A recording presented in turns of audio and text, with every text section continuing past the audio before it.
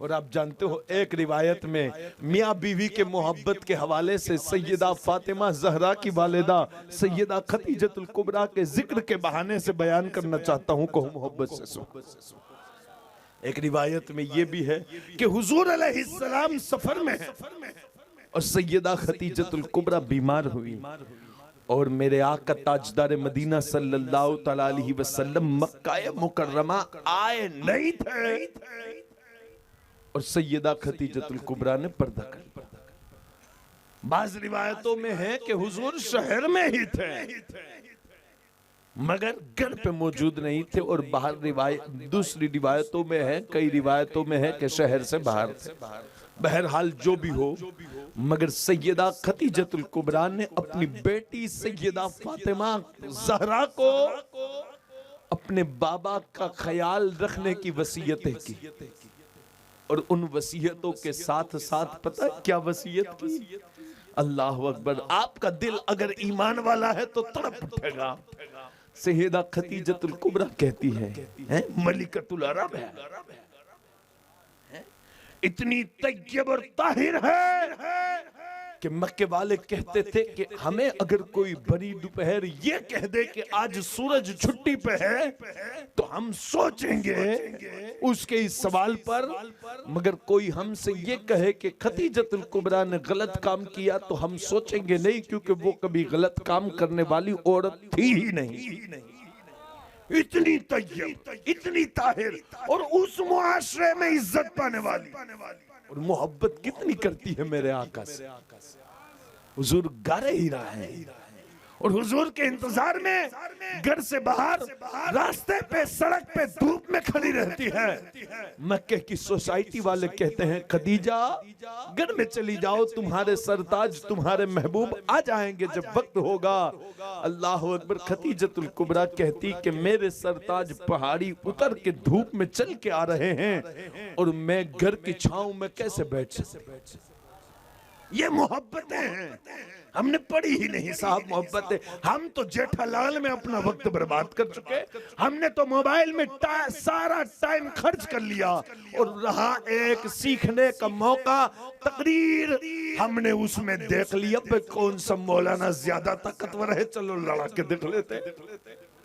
भाई जहां सीखना था हमने वो सारे दरवाजे बंद कर दिए, फिर बर्बादी क्यों हमारा मुकद्दर नहीं बनेगी। सुनो, मेरे आका ताजदार मदीना सल्लल्लाहु तआला अलैहि वसल्लम से कितनी मोहब्बत करती है खदीजतुल कुबरा और हुजूर भी कितनी मोहब्बत करते हैं। अल्लाह अकबर।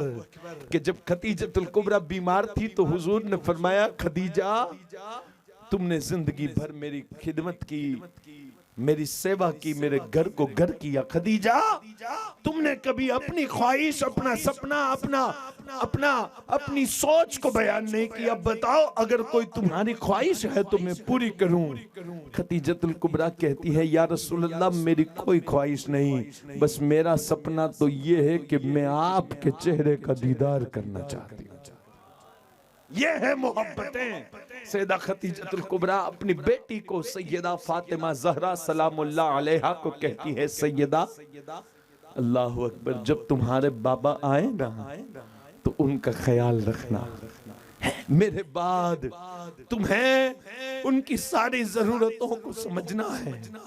सैयदा फातिमा ज़हरा से सैयदा खदीजतुल कुबरा ने वसीयतें की, उसमें एक खास वसीयत दिल तड़पा देने वाली है।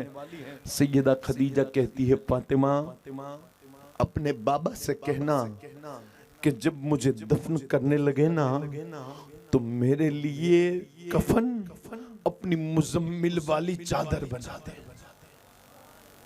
मैं उनकी खुशबू के साथ कब्र में जाना चाहता हूं।